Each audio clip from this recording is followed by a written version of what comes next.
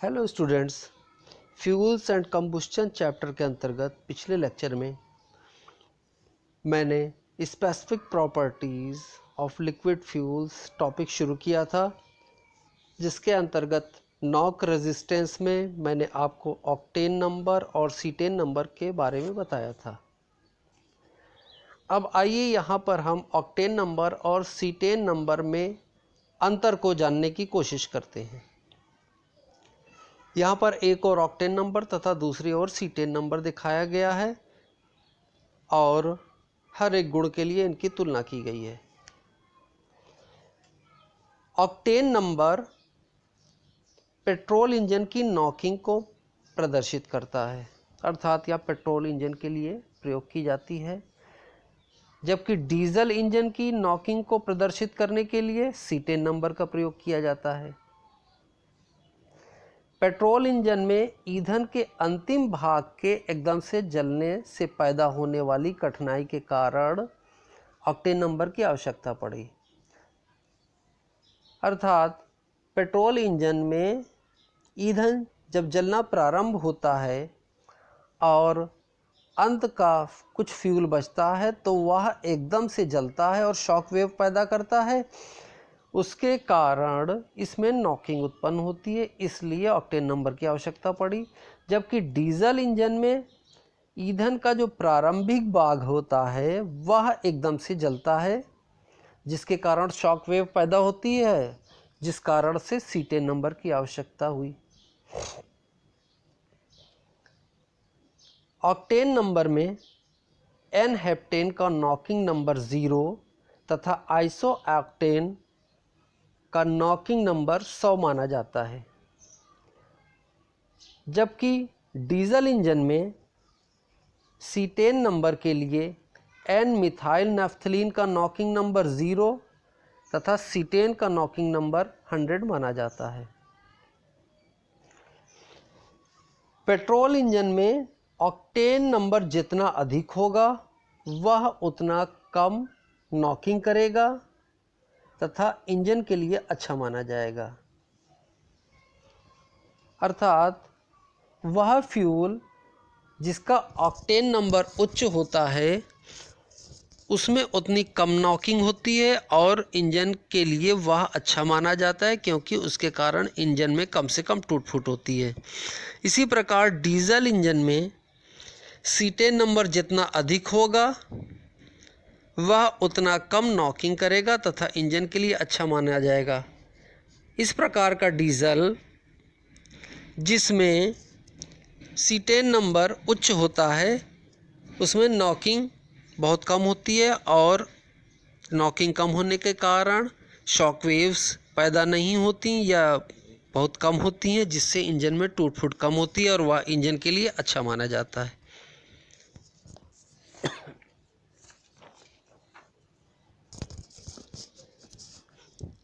Octane number बढ़ाने के लिए पेट्रोल में टेट्रा इथाइल लेड आदि मिलाया जाता है, जबकि सीटेन नंबर को बढ़ाने के लिए डीजल में एसीटोन परऑक्साइड तथा इथाइल नाइट्रेट आदि मिलाया जाता है। डीजल इंजन में इन्हें डोप्स कहते हैं। अधिक ऑक्टेन नंबर वाला ईंधन या पेट्रोल अधिक शक्ति पैदा करता है।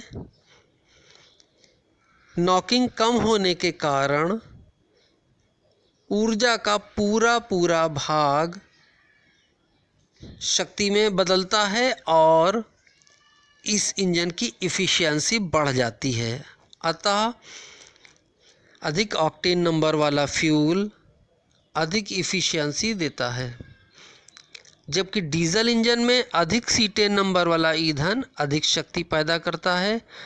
यह ईंधन अंत तक एक समान रूप से जलता जाता है और अच्छी इफ़िशियंसी प्राप्त होती है। विस्कोसिटी या श्यानता, फ्यूल की श्यानता अधिक नहीं होनी चाहिए, क्योंकि अधिक श्यानता वाले फ्यूल को कड़ीकृत करने के लिए अधिक शक्ति की आवश्यकता होती है तथा तीव्रता से नहीं जलता। फ्यूल की श्यानता इतनी कम भी नहीं होनी चाहिए कि वह लीक होने लगे।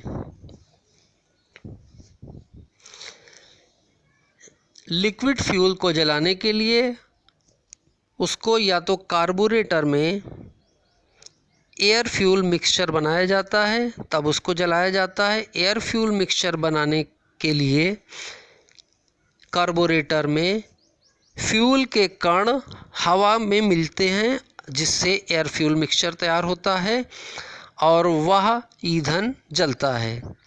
यदि अधिक श्यानता होगी तो ईंधन ठीक प्रकार से कणीकृत नहीं होगा तथा कणीकृत करने में अधिक ऊर्जा की आवश्यकता होगी और वह ईंधन अधिक तीव्रता से नहीं जलेगा, जिसके कारण अच्छी इफ़िशियंसी प्राप्त नहीं होगी।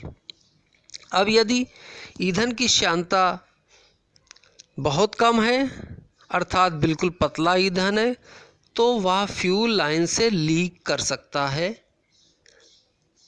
जिसके कारण समस्या पैदा होती है। वोलाटिलिटी, वाष्पशीलता।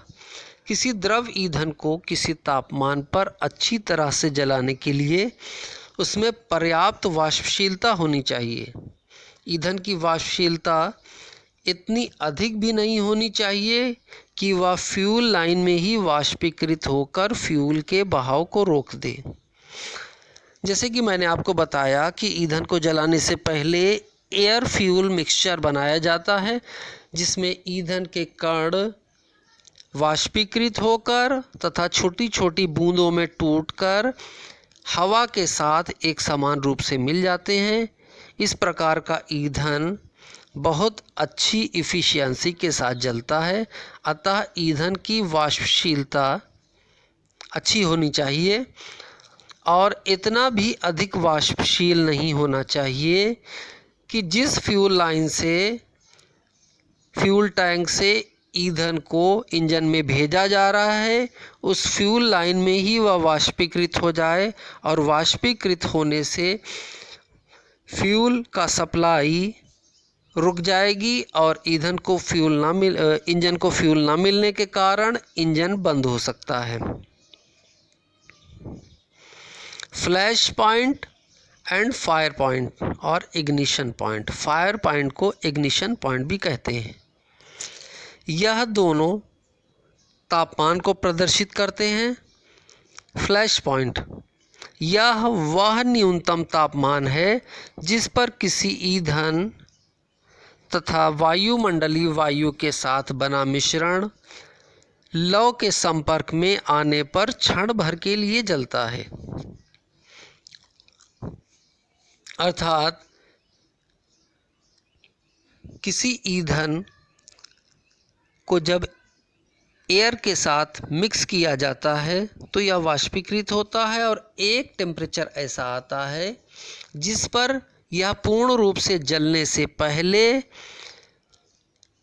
क्षणिक रूप से जलता है और फिर बुझ जाता है। यह टेम्परेचर उस ईंधन का फ्लैश पॉइंट कहलाता है। परंतु ईंधन को पूर्ण रूप से जलाने के लिए इससे ऊपर के तापमान पर ईंधन को गर्म करना होता है। वह पॉइंट फायर पॉइंट होता है। फायर पॉइंट और इग्निशन पॉइंट। किसी ईंधन का फायर पॉइंट वह न्यूनतम तापमान है जिस पर मानक दशाओं में वह लौ के संपर्क में आने पर कम से कम 5 सेकंड तक जलता रहता है। वह तापमान फायर पॉइंट कहलाता है। फ्लैश पॉइंट व फायर पॉइंट का उपयोग ईंधन की स्टोरेज व ट्रांसपोर्टेशन के लिए आवश्यक है। यदि हमें ईंधन को एक स्थान से दूसरे स्थान पर भेजना है तो रास्ते में इसका टेम्परेचर इसके फ्लैश पॉइंट तथा फायर पॉइंट से कम होना चाहिए। यदि इन्वायरमेंट का तापमान ईंधन के फ्लैश पॉइंट तथा फायर पॉइंट से अधिक है तब हमें तापमान को नियंत्रित करने की आवश्यकता होती है, तभी हम इस ईंधन का ट्रांसपोर्टेशन कर पाएंगे। अन्यथा रास्ते में ही ट्रांसपोर्टेशन के दौरान ईंधन जलने लगेगा और दुर्घटना हो जाएगी। व्यावसायिक रूप से लिक्विड फ्यूल का फ्लैश पॉइंट 60 डिग्री से अधिक तथा फायर पॉइंट फ्लैश पॉइंट से 5 से 40 डिग्री सेंटीग्रेड अधिक होना चाहिए। फ्रीजिंग और सॉलिडिफिकेशन पॉइंट वह तापमान जिस पर कोई द्रव ईंधन इतनी ठोस अवस्था प्राप्त कर लेता है कि उसे परख नली में 45 डिग्री झुकाने पर 1 मिनट तक भी उसकी सतह क्षैतिज नहीं होती, सॉलिडिफिकेशन पॉइंट या फ्रीजिंग पॉइंट कहलाता है। कहने का तात्पर्य यह है कि जब किसी ईंधन को हम परख नली में लेकर उसको 45 डिग्री पर झुकाते हैं, तब ईंधन की वह सतह जो वायुमंडल के संपर्क में है 1 मिनट तक भी क्षैतिज नहीं होने पाती। वह तापमान सॉलिडिफिकेशन पॉइंट या फ्रीजिंग पॉइंट कहलाता है। क्रियात्मक रूप से जिस तापमान पर लिक्विड फ्यूल प्रयोग में लाना है, सॉलिडिफिकेशन पॉइंट उससे 15 डिग्री नीचे होना चाहिए। फ्रीजिंग पॉइंट या सॉलिडिफिकेशन पॉइंट ठंडे कंट्री के लिए बहुत महत्व रखता है, क्योंकि वहाँ पर वातावरण का तापमान इतना कम होता है कि लिक्विड फ्यूल सप्लाई लाइन में ही जम जाता है और इंजन बंद हो जाता है। अतः उस फ्यूल के तापमान को मेंटेन रखने के लिए फ्रीजिंग पॉइंट का ध्यान रखना होता है। डेंसिटी एंड स्पेसिफिक ग्रेविटी भारी तेल कम ऊष्मीमान वाले होते हैं, जबकि हल्के तेल उच्च ऊष्मीमान वाले होते हैं। अतः तेलों का आपेक्षिक गुरुत्व या आपेक्षिक घनत्व जानना भारी तेल के लिए विशेष महत्व रखता है। किसी तेल का आपेक्षिक घनत्व 4 डिग्री सेंटीग्रेड पर तेल के घनत्व तथा पानी के घनत्व का अनुपात होता है। ऐश एंड सेडिमेंट राख तथा अवसाद न जलने वाले पदार्थ जो दहन के पश्चात अवशिष्टों के रूप में बचे रह जाते हैं, राख कहलाते हैं। राख या अवसाद के द्वारा ऊष्मा का ह्रास होता है, ऊष्मा लॉस होता है, और राख तथा अवसाद मशीनों तथा वाल्व तथा बर्नरों में जम जाती हैं, जिससे उन मशीनों तथा वाल्व में जंग लगना शुरू हो जाता है, जिससे मेंटेनेंस का खर्च बढ़ जाता है और समय समय पर मशीनों तथा प्रयोग में आ रहे वाल्व तथा बर्नर्स इत्यादि के मेंटेनेंस की आवश्यकता होती है। अतः तेल ईंधनों